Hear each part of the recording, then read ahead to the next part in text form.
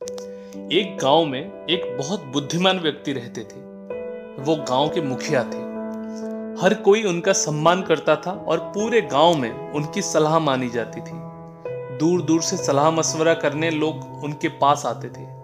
उनका बेटा हालांकि बहुत आलसी था, सोने में और अपने दोस्तों के साथ अपना पूरा समय बर्बाद कर देता था। किसी भी प्रकार की सलाह या धमकी से उसे कोई फर्क नहीं पड़ता था। वो बिल्कुल भी नहीं बदला।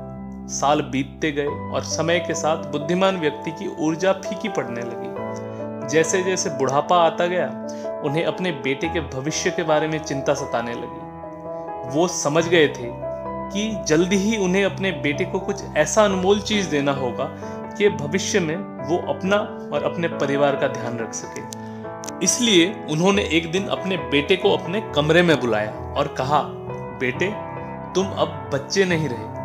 तुम्हें जीवन को समझते हुए जिम्मेदारियां लेना चाहिए। मैं चाहता हूं कि तुम अपने जीवन के वास्तविक उद्देश्य को खोजो। जब तुम्हें यह मिल जाएगा, इसे हमेशा याद रखना और अपनी जीवन को हमेशा खुशी और आनंद से व्यतीत करना। फिर उन्होंने अपने बेटे के हाथ में एक बैग थमा दिया। जब बेटे ने बैग खोला तो देखा उसमें 4 मौसम के हिसाब से 4 जोड़े कपड़े थे। उसमें कुछ सूखे खाद्य पदार्थ, अनाज, दाल, थोड़े से पैसे और एक नक्शा भी था। पिता ने कहा, नक्शे में एक छुपा हुआ खजाने का पता है। मैं चाहता हूं तुम इसे ढूंढो और अपने जीवन को समृद्ध बनाओ। बेटे को यह बात बहुत अच्छी लगी। पहली बार उसको लगा कि उसके पिता ने उसके भलाई के लिए कुछ सोचा है। इसलिए अगले ही दिन बहुत उत्सुकता से खजाने को खोजने के लिए यात्रा पर निकल पड़ा। इसे वास्तव में सीमाओं, जंगलों, पठारों और पहाड़ों के बहुत दूर जाना था। दिन सप्ताह में और सप्ताह महीनों में बदल गए। रास्ते में वो बहुत लोगों से मिला। कई लोगों ने उसे भोजन और आश्रय देने में मदद किया। कईयों ने उससे ठगने और लूटने की भी कोशिश की।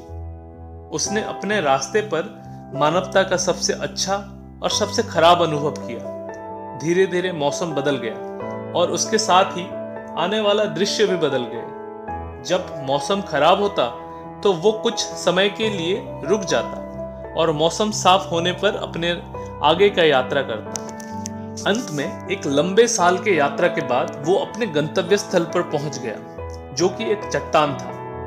नक्शे के हिसाब से पेड़ के पास वाले इस चट्टान के नीचे खजाना दिखाया गया था। उसकी खुशी का कोई ठिकाना नहीं रहा। जल्दी से उसने खुदाई शुरू कर दी।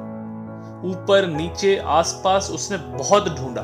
लगातार 2 दिन तक खुदाई करने के बाद वो थक गया। फिर अपने पिता के झूठ से निराश होकर अपने घर वापस जाने का निश्चय किया।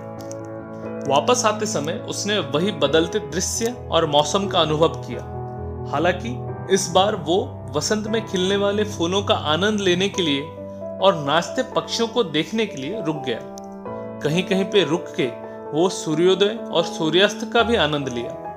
क्योंकि साथ लाया खाना भी खत्म हो गया, उसने शिकार करना और भोजन का व्यवस्था करना भी सीख लिया।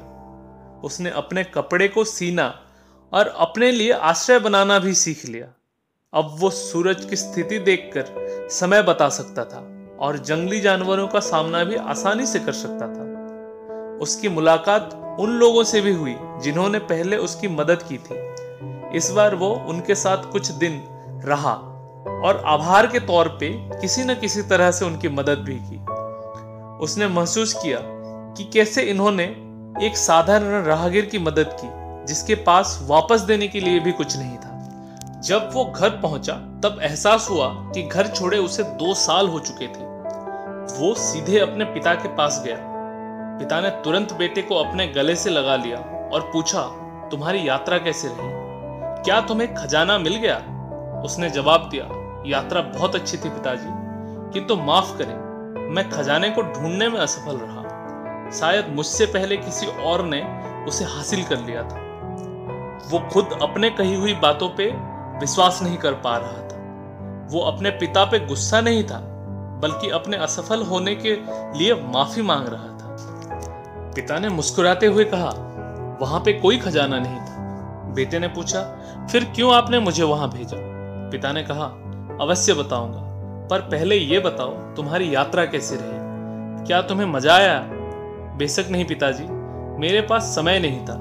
मुझे चिंता थी मुझसे पहले कोई और ना उस खजाने को ले जाए। मुझे लक्ष्य तक पहुंचने की बहुत हड़बड़ी थी, लेकिन मैंने घर वापसी के दौरान बहुत आनंद लिया। मैंने कई दोस्त बनाए और हमेशा कुछ न कुछ चमत्कार को होते हुए देखा। मैंने कई अलग अलग कौशल और जीवित रहने की कला सीखा। मैंने इतना कुछ सीखा कि खजाने ना पाने का कोई गम नहीं रहा। पिता ने मुस्कुराते हुए कहा, वास्तव में मैं तुम्हारे जीवन को एक लक्ष्य देना चाहता था, लेकिन यह भी याद रखना, अगर लक्ष्य में ध्यान ज्यादा केंद्रित किया तो जीवन के बहुत से खजाने को खो दोगे। जीवन का सबसे बड़ा लक्ष्य यही है कि इसे जिएं, इसे अनुभव करें। नए और समृद्ध अनुभव के लिए उत्सुकता से और बिना किसी डर से कोशिश करें। आप देख रहे हैं a better me motivation. Video को लाइक और चैनल को सब्सक्राइब करें। धन्यवाद।